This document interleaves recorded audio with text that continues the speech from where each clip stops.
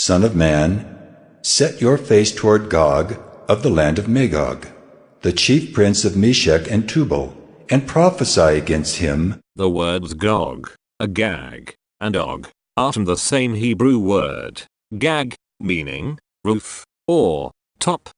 By implication, the word Gog has the meaning of the top one, the leader. Gog is a title, like Pharaoh in Egypt, Caesar in Rome. Magog is the uttermost parts of the north, that is, on the top of the globe, the leader of the world, as revealed in Revelation 20. We will get to that later in this video. Gog is the prince of Rosh, Meshech, and Tubal. Here is the map of Gog's territory. Rosh is today's European Russia, from Rus, a pirate state, founded by the Vikings, around the Moscow area, between the 9th and 11th century. Meshech is a son of Japheth. Jewish tradition puts it on the southwest coast of the Black Sea, but even today, the southern Moscow lowlands have a similar name, Meshcherah. Tubal is another son of Japheth. Jewish tradition identifies Tubal as Tiberini, a people who lived along the east coast of the Black Sea, the territory of today's Georgia. Today's Turkey is the territory of the ancient Hittite Empire, a Canaanite empire. Turkey is not Meshech or Tubal.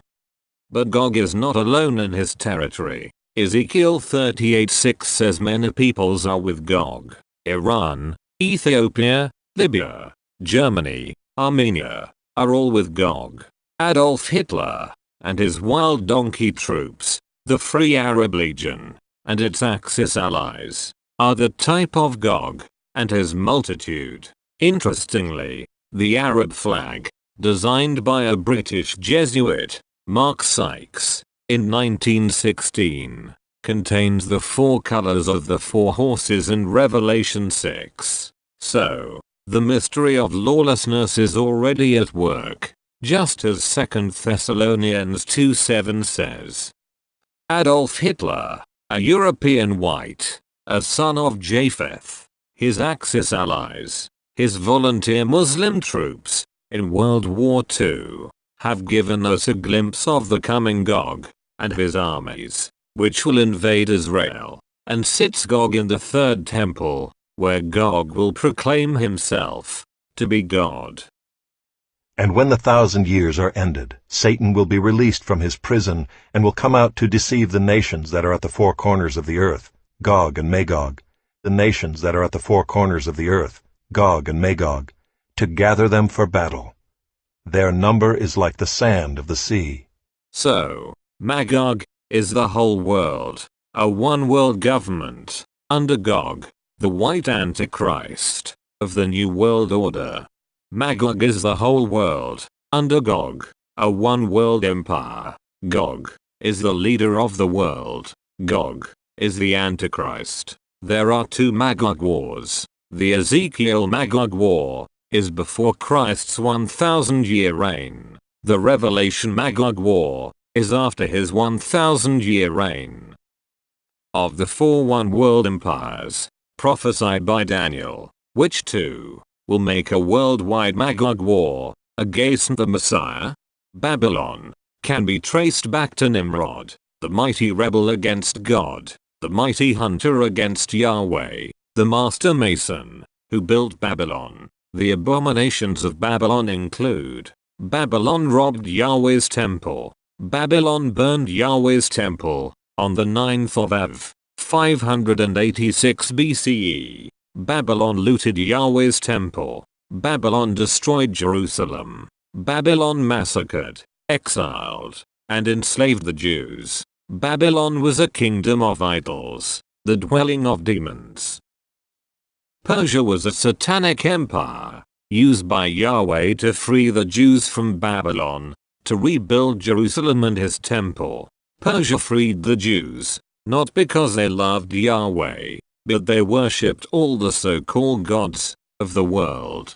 The God of the Jews was merely one of the many gods Cyrus the Great had honored. Persia was strong like a bear, and lustful, like a potent ram. Macedonian Greece is likened to a four-headed leopard, with 4 wings, and a he-goat, with 4 horns, toward the 4 winds of the heavens. Since Alexander the Great, the 4 corners of the world had been Hellenized, and Hellenized again by the Romans, who adopted all the Greek demons as their own. Ancient Greeks were called Aegidi, which means the goat's people, the people of the goat demon, Pan.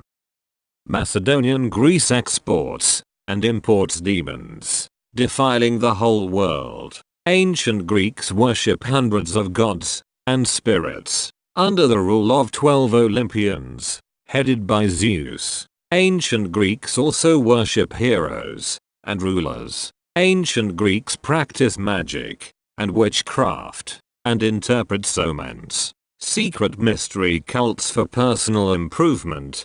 Platonism, mysticism, astrology, agnosticism, and atheism were exported to the whole world. Ancient Greeks also import demons from Egypt, Babylon, Assyria, and Tyre. In fact, the name Europe came from a Canaanite woman, Europa, who was abducted and raped by the Greek supreme god, Zeus. Rome is the sum of the first 3 beasts. It has a Babylonian lion mouth, a Greek leopard body, and Persian feet of a bear. Rome is the son of Greece, as it adopted all the Greek demons for itself. Rome is Babylon the Great, the mystery Babylon, because Rome not only committed all the abominations of Babylon, but also outdid Babylon's wickedness. Rome robbed Yahweh's temple. Rome burned Yahweh's temple on the 9th of Av, 70 CE. On the same day, Babylon burned Yahweh's temple and Jerusalem.